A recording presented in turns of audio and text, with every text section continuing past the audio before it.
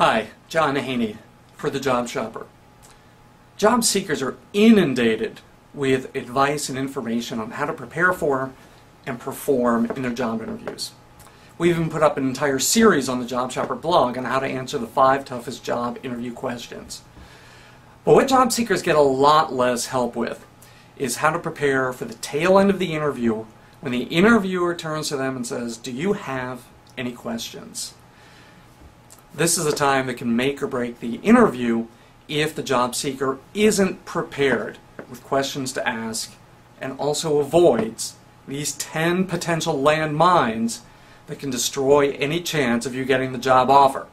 At the top of the list of the 10 questions never to ask in a job interview is, what does your company do?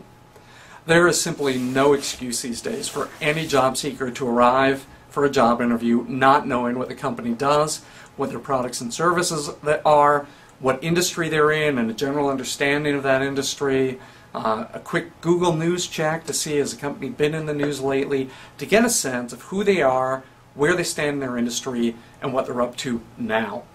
If you ask this question, what you're really saying to the interviewer is, I just wasn't interested in making any effort at all. And that's pretty much going to torpedo your chance of getting any offer. Combining questions 2 and 3, which are, do you do background/drug tests? If you ask either one of these questions, you are raising some red flags. The alarms are going to go off in the interviewer's head, suggesting that you have a reason why you don't want a background check done, or a reason why you don't want a drug test done, and either way, it's not good, and that can hinder your chance of them proceeding down the road of offering you a job. Number 4, do you have any other jobs available?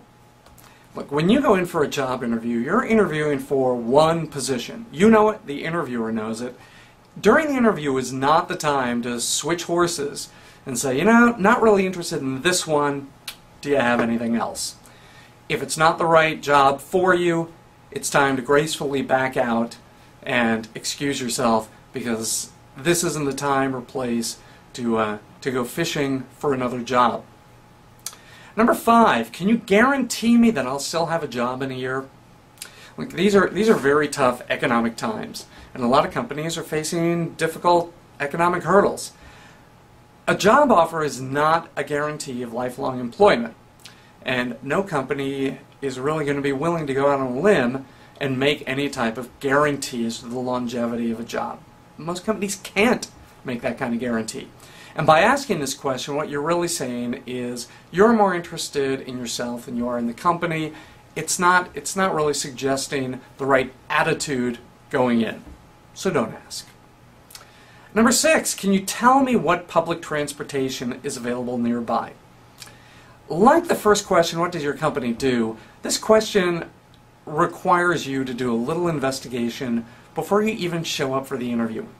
If you require public transportation to get to your job, it's up to you to determine, even before you go interview, is there any public transportation available? You make the calls, you check the web, you determine whether or not the public transportation runs on a timely enough basis and is available for you to get to work on time every day.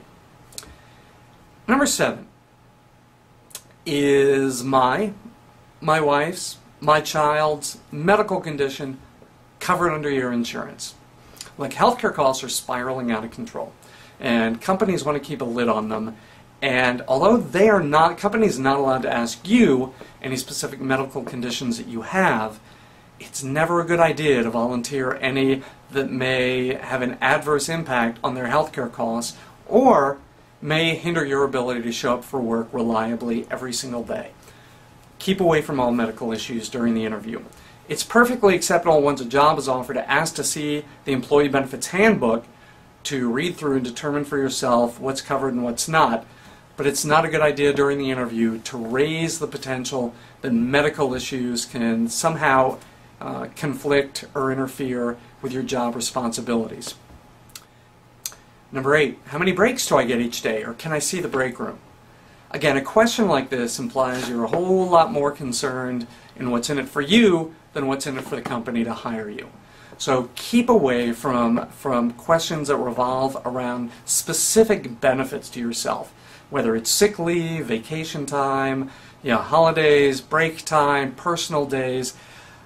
The early job interview is not the place to bring those up. It makes you look selfish, and it does not present you as interested in what's best for the company. Question 9. How many warnings do you give before someone is fired? Again, raising an issue like this, a question like this, simply implies that something went wrong before, and you really want to have a handle on all disciplinary issues before you make a commitment. It does not make the interviewer any more comfortable that hiring you is going to be a good decision. So keep away from any discussion of anything to do with disciplinary process or discipline issues, because they simply make you look like a potential issue. And finally, number 10. How soon can I transfer to another position? Again, this is the type of question that just suggests that you're here for the short term, that this is the first opportunity to jump to something else, you're going to jump to something else. If you're committed to this position, make it clear that you're committed.